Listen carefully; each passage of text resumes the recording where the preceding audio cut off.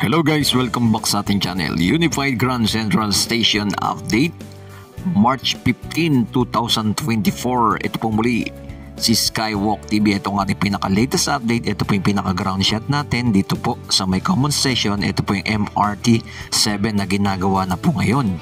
Natuloy-tuloy na po na napakarami pong mga empleyado po dito na sinisimulan na po mismo yung station.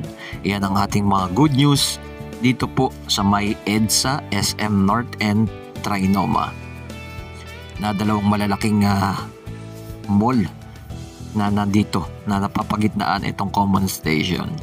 Ayan po na ating sinuzoom. Ito po ang ating pinaka-drone shot mga kababayan, ang common station. Ayan no, kitang-kita ito po yung mata sa building. Ito po yung actual na po siya, gawa na po yan na ating ipinapakita. Ito po yan mga kababayan, na magkoconnect ang MRT 7 at LRT 1 at ang MRT 3. Yan ang ating ipinapakita.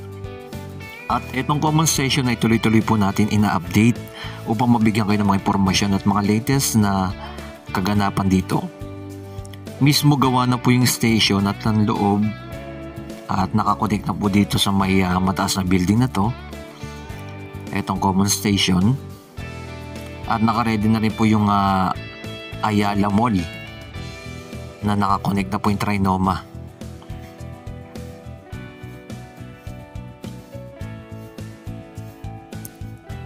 Ayan, ito po yung MRT 7 na magkoconnect nga po dito. Nasa dulo po yung station na ating ipinapakita.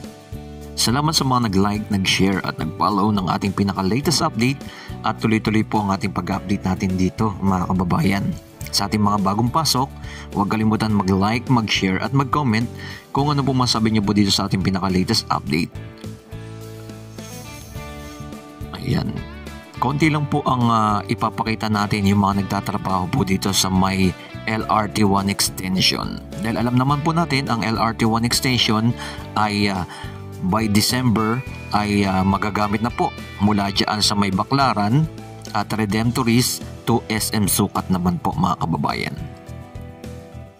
Pero ito po ay sana matapos na po nila by December para maisabay na po mula SM North hanggang SM Sukat mangyayari. At 5 station ang nadagdag. Bali ito po yung pang-6. Pag natapos po ito, ay dire-diretso na po ang mangyayari. Ayan o, nakita po natin na meron po mga nagtatrabaho. Yan, bali dito ginagawa na po nila yung release ng tren dito sa common station. Yan no, bakit kaya konti lang ang mga nagtatrabaho dito? Ayan no, isang nasa baba na lang po ang kanilang isasalang dyan. Itong steel girders. Yan na lang po yung last part na ilalagay nila dun sa may pinakadulo para ko-connect mismo dyan sa may LRT 1 ng Roosevelt or FPJ.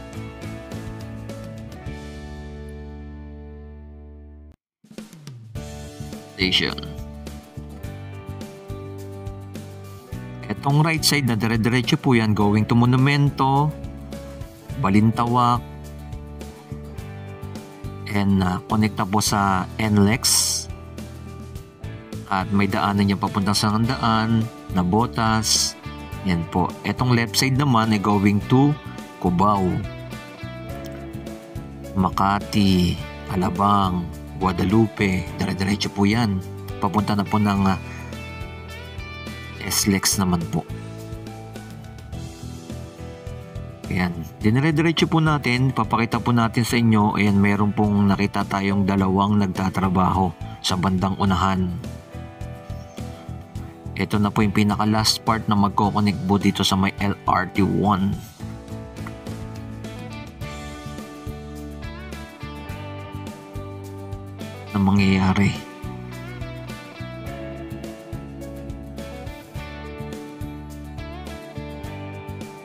Bakit kaya konti lang ang mga nagtatrabaho dito? Comment nyo nga po below mga kababayan kung anong pasasabi nyo po dito sa may common station na ating ina-update.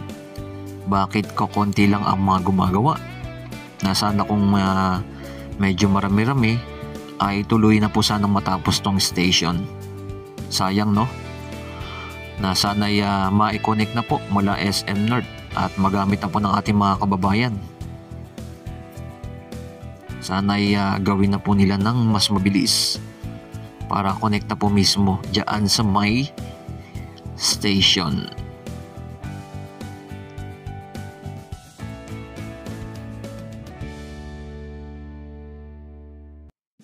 Nakikita po natin, chinecheck po nila sukat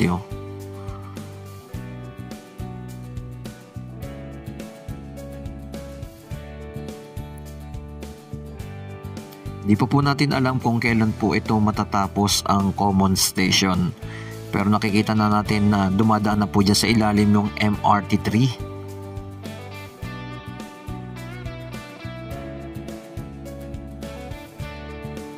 Pero ang napapansin po natin ay konti lang po ang mga gumagawa dito. Bilang lang po.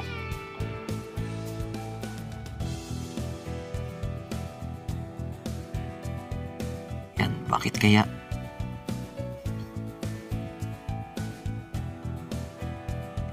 Siyempre, alam naman natin pag natapos po itong common station ay napakaganda na po na mangyayari. At ang MRT7, ang LRT1 at ang MRT3, connect na po sila mangyayari. Ang MRT3, going po dito po sa may EDSA hanggang dyan po mismo sa may Baclaran na.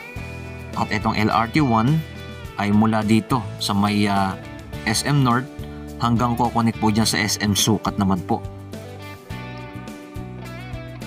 Ganoon na po magiging mabilis at pag natapos ang MRT7 mula dito sa SM North EDSA hanggang dyan po sa San Jose del Monte, Bulacan naman po.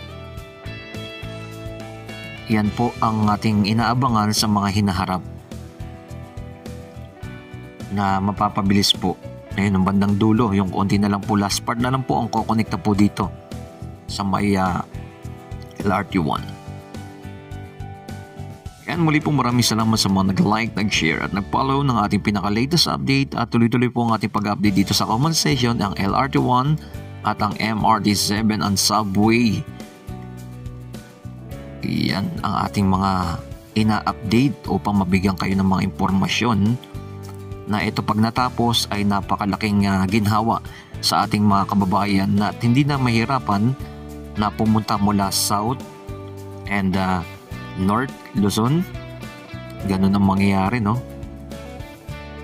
papuntang Cavite, papuntang San Jose del Monte, Bulacan. Muli po maraming salamat sa inyo lahat dyan. Ito pong muli si Skywalk TV. Keep safe palagi and God bless. Mabuhay ang ating bansang Pilipinas.